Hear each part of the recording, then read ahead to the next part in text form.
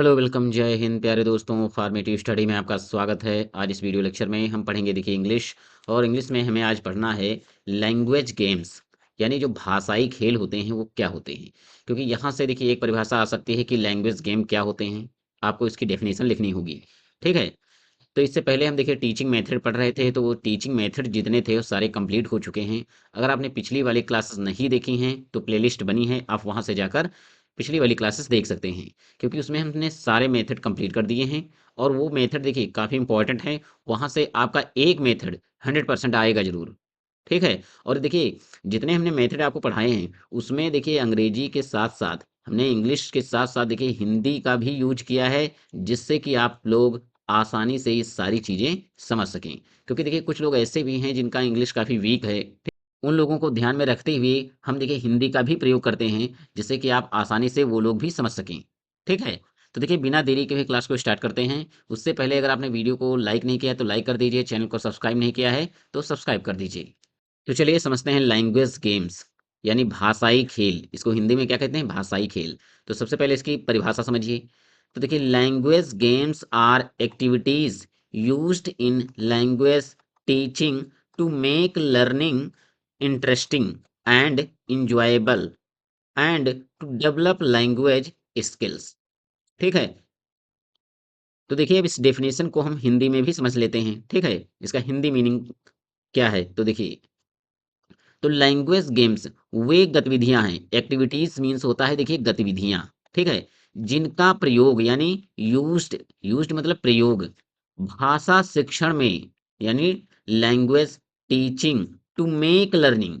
तो देखिए भाषा शिक्षण में सीखने को रोचक, रोचक मतलब इंटरेस्टिंग, रोचक और आनंददायक यानी इंजॉयबल, आनंददायक बनाने तथा भाषा कौशल विकसित करने के लिए किया जाता है।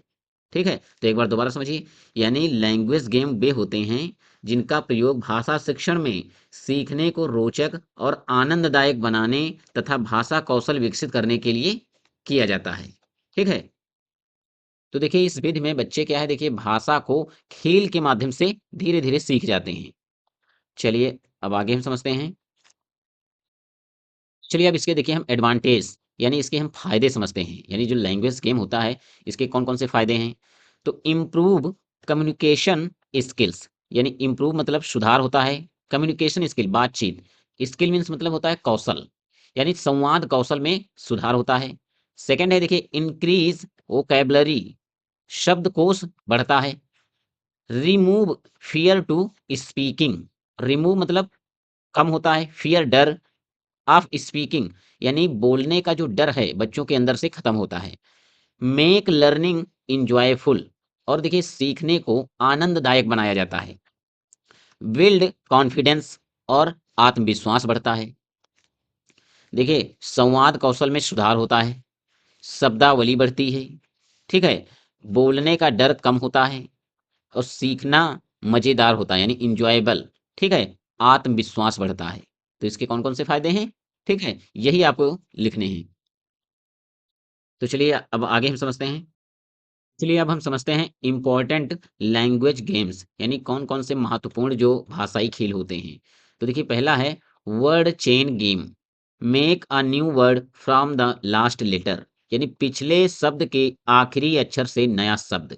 यानी इस खेल में बच्चे क्या करते हैं, जैसे एक ग्रुप में बैठते हैं और उनको देखिए एक कोई टीचर वर्ड देते हैं, जैसे मान लीजिए दिया गया एप्पल, तो एक बच्चा जब कहेगा एप्पल तो इसका लास्ट देखिए लेटर है ई, तो दूसरा बच्चा देखिए ई से स्पेलिंग बोलेगा यानी एलिफेंट। फिर तीसरा बच्चा देखिए लास्ट लेटर है टी, टी से कोई स्पेलिंग कहेगा यानी कोई ऐसा शब्द बोलेगा जो टी से स्टार्ट हो, तो देखिए टाइगर। ठीक है। इससे देखिए बच्चों में वोकैबुलरी इंक्रीज होती है, यानी शब्दकोश बढ़ते हैं और नए नए शब्द बच्चे सीखते हैं। चलिए नेक्स्ट समझते हैं। अगला है देखिए गेस द वर्ड, यानी शब्द को अनुमान लगाना, यानी शब्द का अनुमान लगाना। तो देखिए guess the word using hints, संकेतों से शब्द पहचानना। जैसे टीचर देखिए कहेगा इट इज अ फ्रूट, यानी कोई एक फल है। कलर उसका कैसा है? लाल है, रेड इन कलर, और कलर उसका है लाल। स्वीट टेस्ट, और वो मीठा है, यानी टीचर एक हिंट देंगे बच्चों को कि एक फल है और वो लाल रंग का है और उसका स्वाद है मीठा। तो बच्चे गेस करेंगे कौन सा फल होगा, तो एप्पल। ठीक है। इस प्रकार देखिए गेसिंग द वर्ड, ऐसे वर्ड बच्चों को गेस करने के लिए दिए जाते हैं। इससे उनकी थिंकिंग एबिलिटी बढ़ती है। ठीक है? चलिए नेक्स्ट समझते हैं। देखिए नेक्स्ट है रोल प्ले। तो रोल प्ले समझिए, एक्ट लाइक अ कैरेक्टर, यानी किसी पात्र का अभिनय करना। यानी एग्जांपल समझिए, जैसे टीचर स्टूडेंट। बच्चे देखिए 15 अगस्त 26 जनवरी या कोई फंक्शन होता है तो देखिए अभिनय करते हैं यानी नाटक खेलते हैं। ठीक है? तो देखिए इसमें जब बच्चे रोल प्ले करते हैं, जैसे किसी बच्चे को टीचर बनाया गया, किसी बच्चे को स्टूडेंट बनाया गया, ठीक है, तो इससे बच्चे काफी सीखते हैं। नेक्स्ट है देखिए स्पेल बी। तो इसका मतलब क्या है? तो देखिए स्पीक एंड राइट स्पेलिंग, शब्द बोलकर वर्तनी लिखना। इसमें टीचर देखिए कोई वर्ड बोलते हैं यानी कोई शब्द बोलते हैं और बच्चे उसकी स्पेलिंग लिखते हैं। जैसे टीचर ने बोल दिया कैट, तो बच्चे देखिए इसकी कैट की स्पेलिंग लिखेंगे। जैसे टीचर ने बोल दिया लिखो बैट, तो बच्चे क्या है बैट की स्पेलिंग लिखेंगे। ठीक है? इसे कहते हैं स्पेल बी। ठीक है? चलिए नेक्स्ट समझते हैं। नेक्स्ट है देखिए पिक्चर डिस्क्रिप्शन, यानी डिस्क्राइब द पिक्चर, चित्र देखकर वर्णन करना। यानी टीचर द्वारा बच्चों को चित्र दिखाया जाता है और बच्चे फिर उस चित्र को देखकर उसके बारे में बताते हैं। चलिए अगला समझते हैं। अगला है देखिए जम्बल्ड वर्ड, यानी अरेंज मिक्स्ड लेटर्स, यानी बिखरे अक्षरों को सही क्रम में लगाना। इसे कहते हैं जम्बल्ड यानी जम्बलिंग। तो देखिए एग्जांपल समझिए, जैसे लिखा है EPLAP।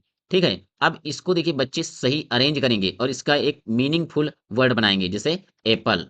इसी प्रकार देखिए टीचर द्वारा कोई और ऐसे शब्द दिए जाते हैं जिससे बच्चे उसको अरेंज करके उसका मीनिंगफुल वर्ड बनाते हैं। जैसे लिख दिया LONI। ठीक है? अब ऐसा कोई स्पेलिंग दे दी यानी ऐसा कोई वर्ड दे दिया। अब इसको देखिए बच्चे अरेंज करके इसकी सही स्पेलिंग लिखेंगे, जैसे LION, लाइन। लाइन मीन्स शेर। ठीक है? अगला है देखिए स्टोरी बिल्डिंग। तो इसमें देखिए बच्चे कैसे सीखते हैं, make story sentence by sentence, यानी हर छात्र एक एक वाक्य जोड़ता है। ठीक है? देखिए इसमें देखिए जो बच्चे होते हैं एक एक वाक्य जोड़कर सेंटेंस बनाते हैं। जैसे एक बच्चे ने लिखा देयर वाज अ किंग, एक राजा था। फिर दूसरे बच्चे ने देखिए दूसरे बच्चे ने कहा ही वाज काइंड। ठीक है? इसी प्रकार तीसरे बच्चे ने कहा ही वाज वेरी ओल्ड। ठीक है? यानी इस प्रकार देखिए बच्चे एक एक वाक्य जोड़कर कहानी को कंप्लीट करते हैं यानी कहानी बनाते हैं। ठीक है? उम्मीद करता हूँ आपने पूरी क्लास देखी होगी और आपने सारी चीज़ें अच्छे से समझी होंगी। ठीक है? तो अगर किसी भी प्रकार का डाउट है, ठीक है, तो आप हमें कमेंट बॉक्स में कमेंट करके बोल सकते हैं।